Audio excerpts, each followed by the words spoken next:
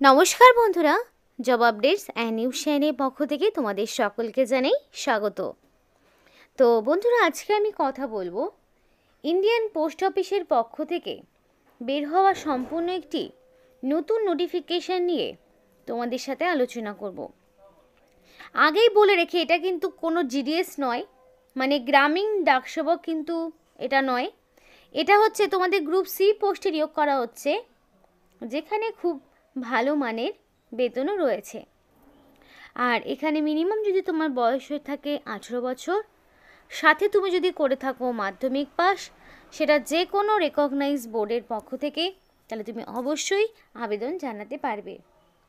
এবং এখানে অ্যাপ্লিকেশন করতে কাউকেই কোনো রকমের ফিস দিতে হবে না, সম্পূর্ণ বিনামূল্যেই আবেদন জানাতে পারবে।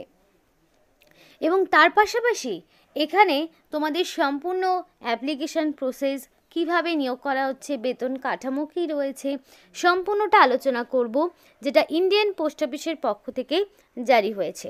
তো চলো দেরি না করে সম্পূর্ণ ডিটেলস জেনে নেব। কিন্তু তার আগে প্রত্যেকের কাছে একটাই রিকোয়েস্ট জানাবো, যে যারা এখনও আমাদের এই চ্যানেলটিকে সাবস্ক্রাইব করোনি, তারা ঝটপট চ্যানেলটিকে সাবস্ক্রাইব করে পাশে থাকা বেল আইকনটি ক্লিক করে দাও, যাতে করে পরবর্তী সমস্ত ইনফরমেশান পেয়ে যেতে পারো। তো চলো বন্ধুরা, দেরি না করে এবার অফিসিয়াল নোটিশ নিয়ে বিস্তারিত আলোচনা তোমাদের সাথে শুরু করব। তো ফার্স্টেই আমি তোমাদের দেখাতে চাই, এখানে তোমাদের স্কেল অফ পে, মানে তোমাদের পে স্কেলটা কী রয়েছে, বেতন কাঠামো কী রয়েছে, সেটা আগে তোমাদের দেখাই। তো দেখো, এখানে তোমাদের যে বেতন থাকছে সেটা হচ্ছে 19,900 থেকে শুরু করে 63,200, মানে পে লেভেল 2 অনুযায়ী তোমাদের এই স্যালারিটা দেওয়া হচ্ছে। যেখানে তোমাদের সম্পূর্ণভাবে দেখো, এখানে তোমাদের গ্রেড পে থাকছে 1900। তো সব মিলিয়ে তোমরা কিন্তু মোটামুটি 22 থেকে 25,000 টাকা পার মান্থ স্যালারি পেয়ে যাচ্ছ, যেটা গ্রুপ সি পোস্টের আন্ডারে পড়ছে পোস্ট অফিসের পক্ষ থেকে। কারণ আগেই বলেছি, এটা কিন্তু গ্রামীণ ডাকসেবক নয়, কারণ সেগুলোতে একটু কম হয় স্যালারি। এবার দেখো, তোমাদের এখানে বয়সের স্ট্রাকচারটা কী রয়েছে সেটা দেখাবো। তো তোমাদের এখানে অ্যাপ্লিকেশন করার লাস্ট ডেট কিন্তু 19 তারিখ, এবং সেই অনুযায়ী মানে 19শে ডিসেম্বর অ্যাপ্লিকেশন করার লাস্ট ডেট। এবং এই 19শে ডিসেম্বরের মধ্যে তোমাকে সম্পূর্ণ অ্যাপ্লিকেশনটা কমপ্লিট করতে হবে। অ্যাপ্লিকেশন করতে হবে অফলাইনে। তো 19শে ডিসেম্বর অনুযায়ী তোমার বয়সটা হতে হবে মিনিমাম 18, ম্যাক্সিমাম 27, এবং সেটা ইউআর ক্যাটাগরি হিসাবে। ইউআর ক্যাটাগরি হিসাবে ন্যূনতম 18 বছরের যেমন একদিন কম হলে হবে না, 27 বছরের একদিন বেশি হলেও অ্যাপ্লিকেশন করতে পারবে না। এবং সেটা 19/12/2024 অনুযায়ী তোমাদের বয়সটাকে কাউন্ট করে নেবে, মাধ্যমিক পাশের মার্কশিট বা সার্টিফিকেটে যে ডেট অফ বার্থ রয়েছে সেই অনুযায়ী। এবার দেখো, এখানে ওবিসি আর ইডাব্লিউএস ক্যাটাগরি হলে 3 বছরের ছাড় পাবে, সুতরাং তারা 18 থেকে 30 বছর পর্যন্ত অ্যাপ্লিকেশন করার সুযোগ পাচ্ছে, তাই তো। আর দেখো, এসসি এসটি হলে কি 18 থেকে তারা মোটামুটি 32 বছর পর্যন্ত অ্যাপ্লিকেশন করার সুযোগ পাবে, যদি তারা এসসি এসটি হয়ে থাকে। এক্স সার্ভিসম্যানদের জন্য সুযোগ রয়েছে। তো যারা এক্স সার্ভিসম্যান রয়েছে, তারা আপ টু, মানে যারা গভর্নমেন্ট সার্ভেন্ট রয়েছে, যারা বর্তমানে চাকরির সাথে যুক্ত, তারা আপ টু 40 ইয়ার্স পর্যন্ত অ্যাপ্লিকেশন করার সুযোগ পাবে। তাহলে স্যালারি, এজের এবং স্যালারি যে স্ট্রাকচার দেওয়া রয়েছে সেটা আশা করি তোমাদের কাছে ক্লিয়ার হয়েছে। নেক্সট কী ইনফরমেশান রয়েছে সেগুলো জেনে নেব। তো দেখো, এখানে তোমাদের এখানে বলা রয়েছে, দেখো 19/12/2024 এই তারিখের মধ্যে তোমাকে স্পিড পোস্ট বা রেজিস্টার পোস্টের মাধ্যমে পাঠাতে হবে, কোনো রকম অনলাইন বা মেল করলে হবে না। এবং এই অ্যাপ্লিকেশন ফর্মটি https://www.indianpost.government.in, এই যে অফিসিয়াল ওয়েবসাইটটি দেখছো, এই অফিসিয়াল ওয়েবসাইটটি ভিডিও ডিসক্রিপশন বক্সে দিয়ে দেব। সেখান থেকে তোমরা চাইলে এই অ্যাপ্লিকেশন ফর্মটি এবং তোমাদের যে নোটিফিকেশান সেটা ডাউনলোড করতে পারবে। তো এই লিঙ্কটা ডেসক্রিপশন বক্সে দেওয়া থাকবে, সেখান থেকে চেক করে নিও।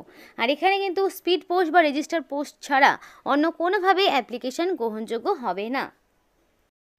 তো দেখো, এখানে তোমাদের মিনিমাম যোগ্যতা কিন্তু মাধ্যমিক পাস, এবং এখানে অ্যাপ্লিকেশন করার জন্য তোমার এখানে রিসেন্ট কালার পাসপোর্ট সাইজের ফটো অ্যাটাচ করতে হবে, যেটা তোমার নিচে সিগনেচার থাকবে, এবং name of the candidate in block letter. তো ব্লক লেটারে তোমার নাম লিখতে হবে, এবং এখানে তুমি যা তোমার নামটা লিখবে সেটা যাতে অবশ্যই মাধ্যমিক বা তার সমতুল্য পরীক্ষায় তোমার নামে যা স্পেলিং ছিল সেইটাই এখানে বসাবে, কারণ তোমার সমস্ত ডকুমেন্টস কিন্তু মাধ্যমিক লেভেলের বেসিসেই দেখা হবে।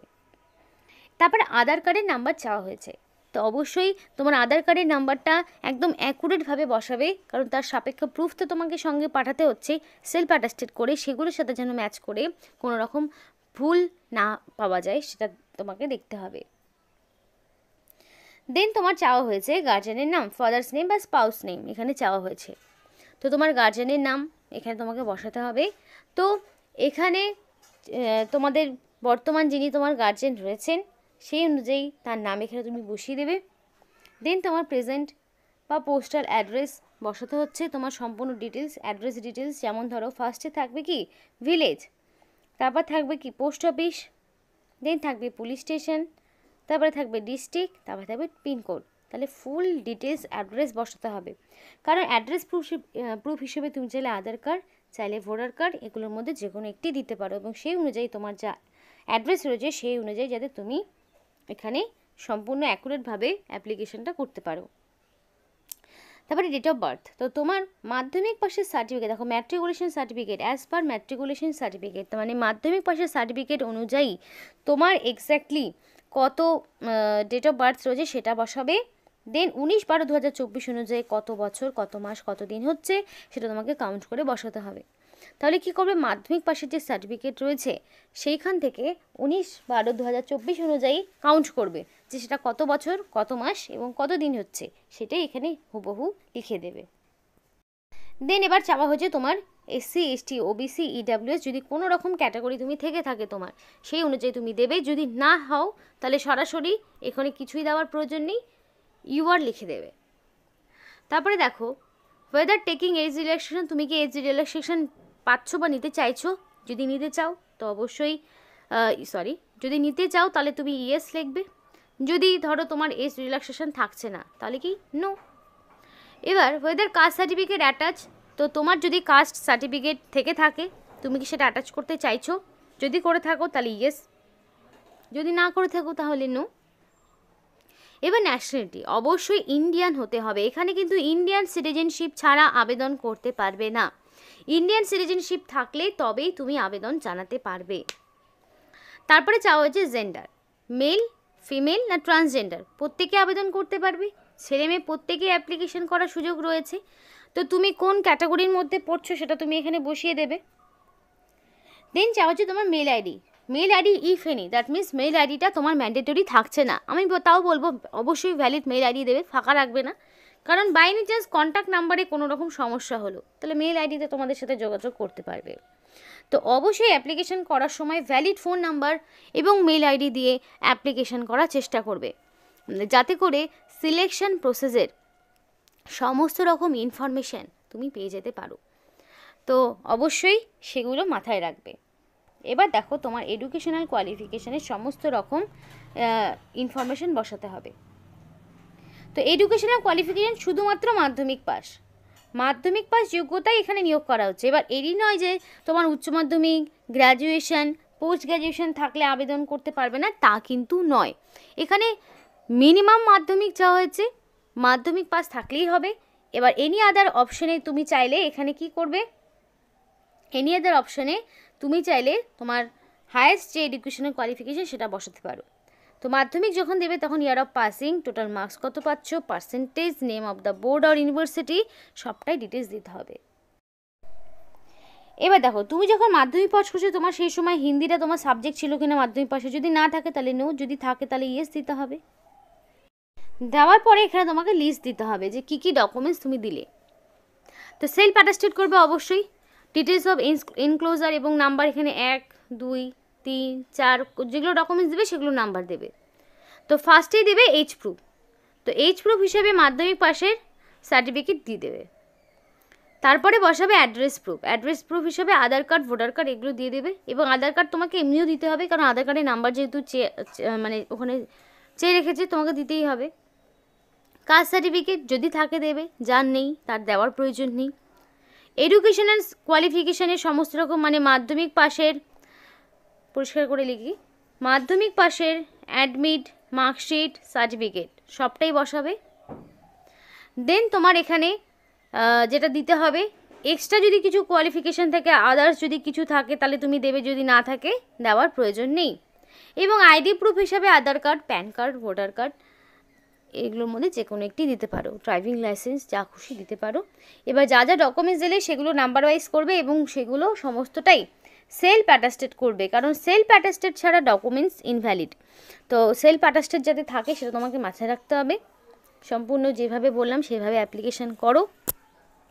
এখানে দেখো ডিক্লারেশন রয়েছে, যেখানে তোমার ফুল সিগনেচার করতে হবে, রানিং হ্যান্ড রাইটিংয়ে ফুল সিগনেচার করবে এবং প্লেসের জায়গায় প্লেস, ডেটের জায়গায় ডেট দেবে। এবার আর একটা দেখো ডিক্লারেশন 2 কাদের জন্য ম্যান্ডেটরি দেখে নাও। এটা এসসি এসটি ওবিসি ইডাব্লিউএস ক্যান্ডিডেটরা এই ডিক্লারেশন 2টাও ফিল আপ করবে, আর যারা ইউআর ক্যাটাগরি তাদের শুধু 1টা ফিল আপ করলেই হবে। তো ডিক্লারেশন 2 তো এখানে তোমার আইডি, নিজের নাম, যে তুমি এসসি এসটি ওবিসি কাস্ট সার্টিফিকেটে মানে কাস্টে বিলং করছো, তোমার প্রপার ডকুমেন্টস আছে, তাহলে সেই মতো দেবে, দিয়ে সিগনেচার, প্লেস এবং ডেট। মানে এসসি এসটি ওবিসিরা দুটোই করবে, আর যারা শুধুমাত্র ইউআর ক্যাটাগরি তারা শুধুমাত্র প্রথমেরটা করবে। এবার আলাদা করে দেখো কাস্ট সার্টিফিকেট রয়েছে, সেন্ট্রালাইজ কাস্ট সার্টিফিকেট, এগুলো তোমরা ফিল আপ করবে। ওবিসি হলে ওবিসিদের জন্যও রয়েছে, ওবিসি বা ইডাব্লিউএসদের জন্যও রয়েছে, প্রত্যেকের জন্য, মানে কাস্ট সার্টিফিকেট সেন্ট্রালাইজ না বের করলে হবে না। তো সেই মতো তোমাদেরকে করতে হবে, যে ওবিসিদের জন্য রয়েছে কাস্ট সার্টিফিকেট, তো এইভাবে এটা বের করতে হবে সেন্ট্রালাইজ সার্টিফিকেট। এবার দেখো এখানে যারা অ্যাপ্লিকেশন করবে তাদের তো অবশ্যই মিনিমাম কোয়ালিফিকেশন মাধ্যমিক চাওয়া হয়েছে, তার পাশাপাশি যদি তোমাদের 3 বছরের সার্ভিস করা থাকে অ্যাজ হোমগার্ড বা সিভিল ভলেন্টিয়ার তাহলেও আবেদন করতে পারবে, এবং এটা ডিজারেবল না থাকলেও সমস্যা নেই। কিন্তু মাধ্যমিক পাশের পাশাপাশি লাইট এবং হেভি মোটর ভেহিকেলের ওপরে অ্যাটলিস্ট 3 বছরের তোমার এক্সপিরিয়েন্স লাগবে, বা মোটর মেকানিজমের ওপরে তোমার নলেজ লাগবে, তবে আবেদন করতে পারবে। এবং এখানে তোমার একটা কম্পিটিটিভ টেস্ট হবে, যেখানে মাল্টিপল চয়েস টাইপের কোশ্চেন থাকবে, ম্যাক্সিমাম মার্কস 80, 90 মিনিট সময়, কোশ্চেন পেপার ইংলিশ অথবা হিন্দিতে হবে। এবার এখানে minimum qualifying marks SC ST হলে 33% ইচ পেপারে পেতে হবে, ওবিসি ডাব্লিউএস হলে 37 এবং ইউআর হলে 40% মিনিমাম পেতে হবে। এবার পেপার 1, 2 হিসাবে দেওয়া রয়েছে যে competitive, practical, minimum maximum duration সম্পূর্ণটা দেওয়া রয়েছে। সিলেবাসও দেওয়া রয়েছে, জেনারেল নলেজ থেকে কি থাকবে, তারপরে দেখো জেনারেল ইন্টেলিজেন্স আর রিজনিং থেকে কি থাকবে, সবটাই দেওয়া রয়েছে। ফুল ডিটেলস কিন্তু নোটিফিকেশনে বলা রয়েছে। সিম্পল অ্যারিথমেটিক দেওয়া রয়েছে। তো এগুলো হচ্ছে তোমার ডিটেলস সিলেবাস, একদম ফুল ডিটেলস সিলেবাস তোমার দিয়ে দিয়েছে। তো তুমি চাইলে সেখান থেকেও নোটিফিকেশানটা একটু ডাউনলোড করে নিও অবশ্যই। তো বন্ধুরা, নিয়োগটি করেছে government of India, ministry of communication, department of পোস্টের পক্ষ থেকে করা হচ্ছে, যেখানে খুব ভালো সুযোগ রয়েছে অ্যাপ্লিকেশন করার। মানে ওভারঅল প্রত্যেকটি স্টেট থেকে অ্যাপ্লিকেশন করতে পারবে, ওয়েস্ট বেঙ্গল থেকেও অ্যাপ্লিকেশন করার সুযোগ রয়েছে। তো যেখানে কোনো রকম ফিস কিন্তু দিতে হচ্ছে না, অফলাইনে বাই পোস্টে মানে স্পিড পোস্টে অ্যাপ্লিকেশন করতে হবে। তো এই ছিল আজকে সম্পূর্ণ ভিডিও। ভালো লাগলে অবশ্যই লাইক এবং চ্যানেলটিকে সাবস্ক্রাইব করে আমাদের সাপোর্ট করো, আমাদের সাথে থেকো, পাশে থেকো। আর ভিডিওটি সম্পূর্ণ দেখার জন্য তোমাদের সকলকে জানাই অসংখ্য ধন্যবাদ।